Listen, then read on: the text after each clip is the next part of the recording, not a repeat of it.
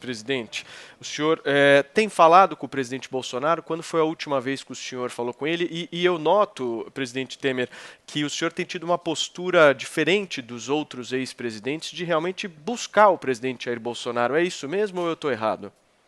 Olha, deixa eu dizer a você, em primeiro lugar, eu adotei uma postura, porque eu sentei naquela cadeira, né, que na verdade é uma cadeira cheia de pregos, né? Então eu sei muitas vezes o que acontece por lá.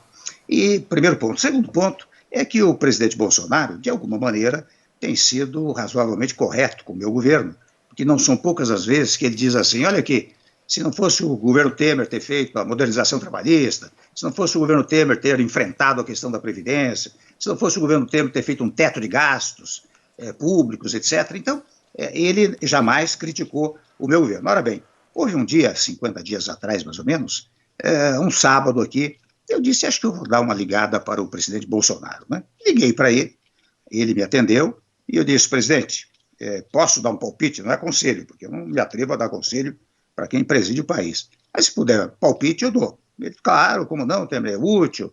E eu disse a ele, olha, eu acho, primeiro, que você deveria decretar um isolamento social, de fora parte as atividades essenciais, por um período de 12, 15 dias, dizendo que faria uma revisão depois desse período, porque essa matéria ela é revisável a cada 10, 15 dias, tem que rever para verificar o que está acontecendo no país com a pandemia. Até porque eu disse a ele, entre o valor vida e o valor economia, presidente, o valor mais relevante é o valor vida, porque a vida vai embora e não volta. A economia, ela cai, mas ela se recupera. Dei até o exemplo do meu governo. Isso quando assumi o governo, nós tínhamos um PIB negativo de menos 3,6, um ano e 7 meses depois, tínhamos um PIB positivo de 1,3. Portanto, a economia se recupera, a vida não se recupera. Ele é até interessante, eu registro sempre esse fato, ele achou muito bom, ele achou que coisa boa, etc. Acho que vou fazer isso. Até confesso, quando desliguei, eu disse comigo, acho que ele já tinha decidido fazer isso que eu disse, né? Eu fiquei com essa impressão. Mas o fato é que no dia seguinte ele foi lá para aquela, em Taguatinga, ou Ceilândia, numa feira, né? Etc. Acho que, enfim, esqueceu-se do que eu disse, né?